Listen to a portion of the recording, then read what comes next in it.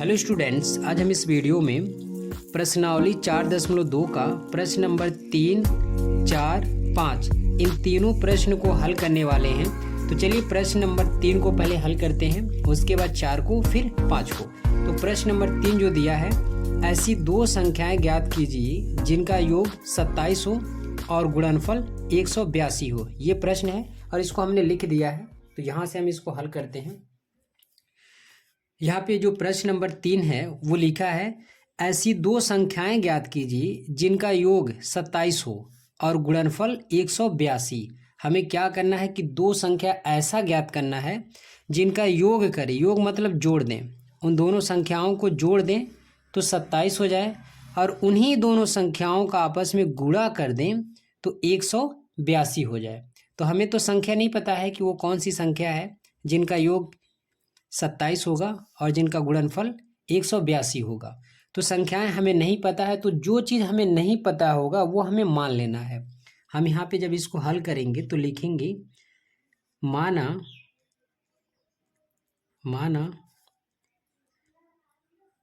दो संख्याएं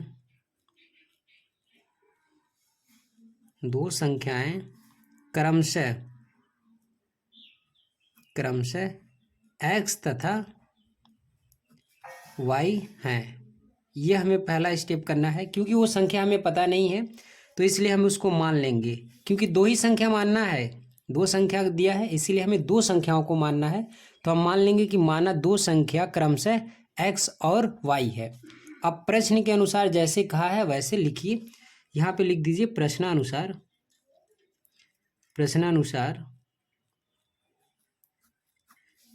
क्या दिया है, जिनका योग, इन्हीं दोनों संख्याओं का योग।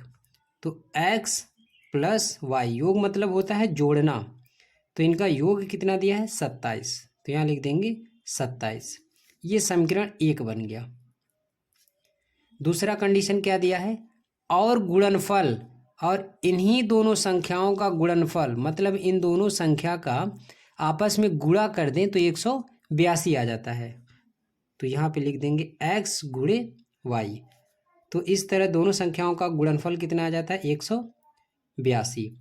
अब हम क्या करेंगे कि यहाँ से x का या y का मान निकालकर समीकरण 1 में रखेंगे तो ये पूरा का पूरा एक समीकरण बन जाएगा जिसको हम गुणनखंड के द्वारा हल कर लेंगे।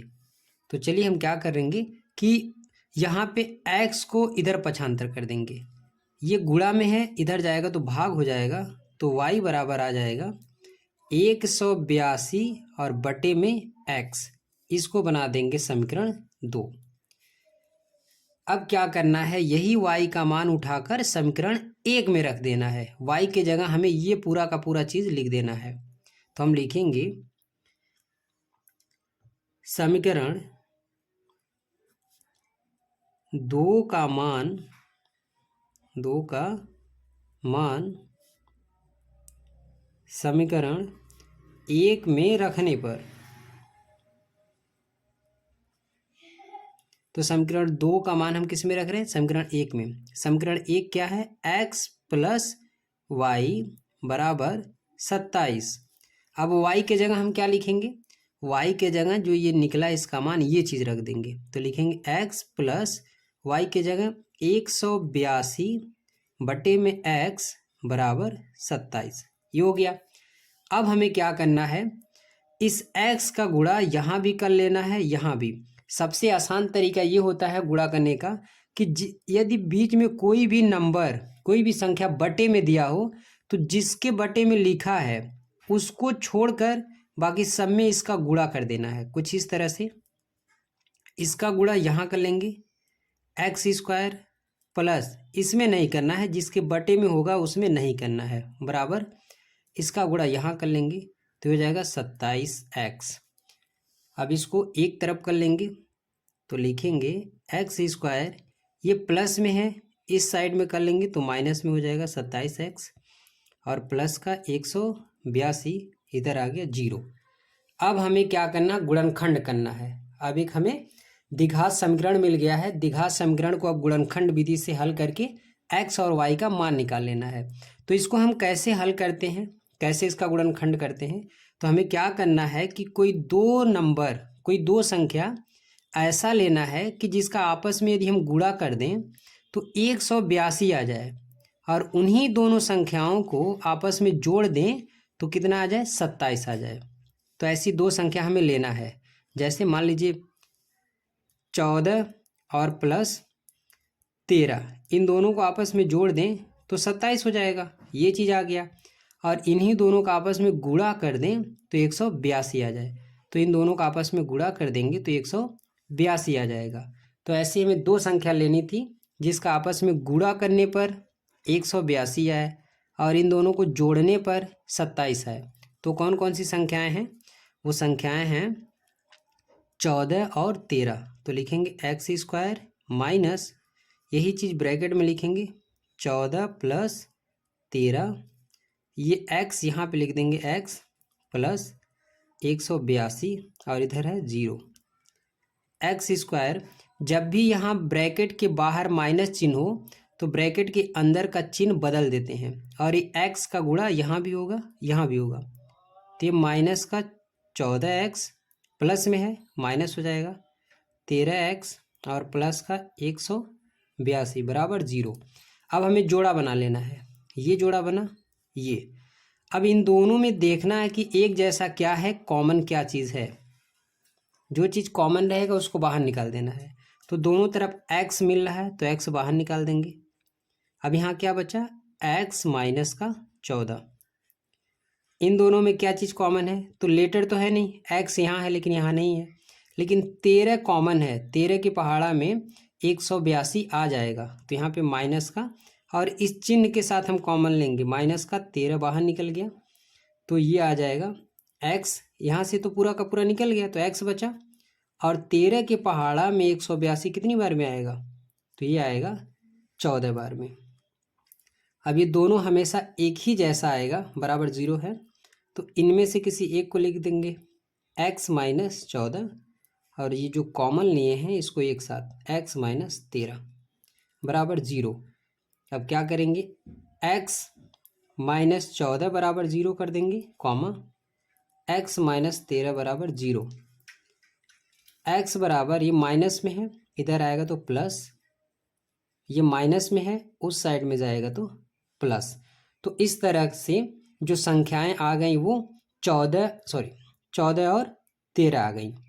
अब x का मान निकल गया, x का मान कितना आया, 14 और 13। अब y का जब निकालेंगे तो उसका भी इतना ही आएगा, 13 और 14। तो इस तरह वो दो संख्याएं हो जाएंगी, जो दो संख्याएं हैं वो 14 और 13 होंगी।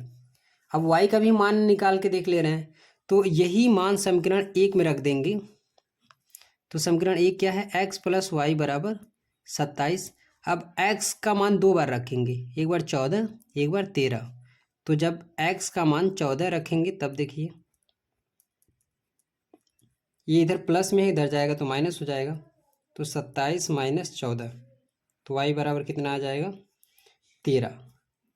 अब एक बार 13 रखेंगे x की जगह, तो 13 प्लस वाई बराबर 27। ये इधर प्लस में इधर जाएगा तो माइनस, तो y बराबर 14। तो इस तरह से दोनों मान रखने पर जो x और y के मान आ रहे हैं वो 13 और 14 आ रहे हैं। तो इस तरह वो संख्याएं कौन सी हो जाएंगी, 14 और 13। तो ये था प्रश्न नंबर 3 का हल। इसी तरह अगला प्रश्न देखिए,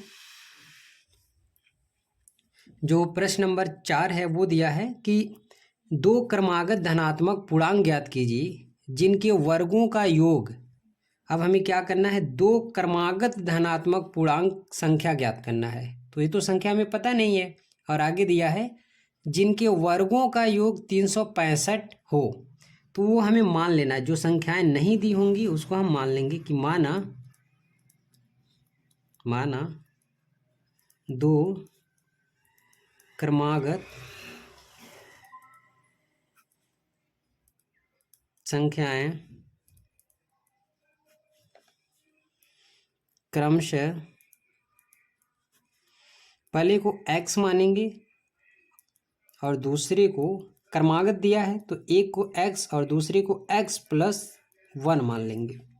ये हम संख्या मानेंगे क्योंकि क्रमागत दिया है तो क्रम से लेना x और दूसरा x प्लस 1। अब प्रश्नानुसार क्या दिया है, प्रश्नानुसार दिया है जिनके वर्गों का योग, अब इसका वर्ग और इसका वर्ग, इनका योग दिया है, योग मतलब जोड़ना, जिनके वर्गों का योग ये दोनों का वर्ग कर दिए और इसका योग कर दिए तो 365 आ गया। अब इसको हल कर लेना है तो यहाँ पे हो जाएगा x का स्क्वायर, यहाँ पे a प्लस बी का होल स्क्वायर हो जाएगा, तो a का स्क्वायर प्लस b का स्क्वायर प्लस 2ab, ये a की जगह है ये b की जगह है, बराबर 365।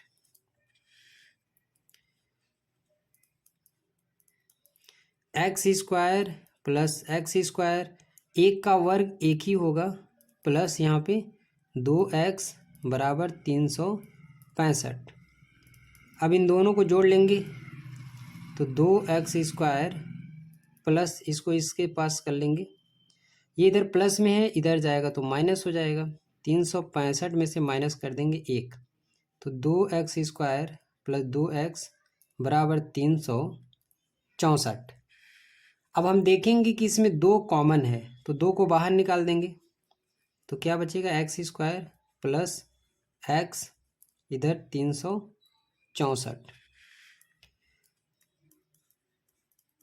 अब ये गुणा में इधर जाएगा तो भाग हो जाएगा, तो एक्स स्क्वायर प्लस एक्स बराबर 364 को भाग दे देंगे 2 से, तो एक्स स्क्वायर प्लस एक्स बराबर, अब हमें क्या करना है कि 364 को 2 से भाग दे देना है, तो 364 को भाग देंगे तो 18 दूना 36 और ये 2 आ गया 182। अब ये इधर प्लस में है इधर आएगा तो माइनस हो जाएगा, x square plus x minus का 182 बराबर 0। अब हमें इसका कर लेना है गुणनखंड, तो कुछ पहले वाला ही आया है, जो समीकरण पहले में था यही आया है, यहाँ पे 182 आया है और यहाँ पर भी कितना आया है 182।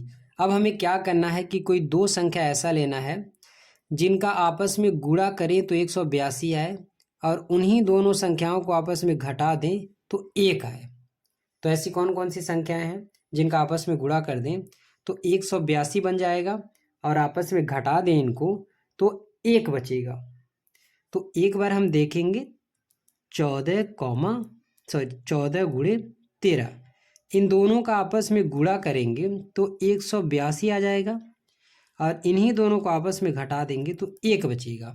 तो यही वो संख्या है, तो इनको लिख लेना है, लिखेंगे एक्स स्क्वायर प्लस 14 माइनस 13 और गुणे में x minus 182, x square plus इसका गुणा इन दोनों के साथ होगा तो 14x माइनस 13x माइनस 182।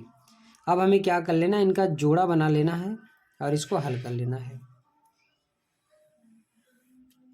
तो इन दोनों में क्या चीज़ कॉमन है, इन दोनों में x कॉमन है तो x को बाहर निकाल देंगे, बचेगा x प्लस 14, यहाँ भी माइनस का 13 बाहर निकाल देंगे तो बचेगा x प्लस 14।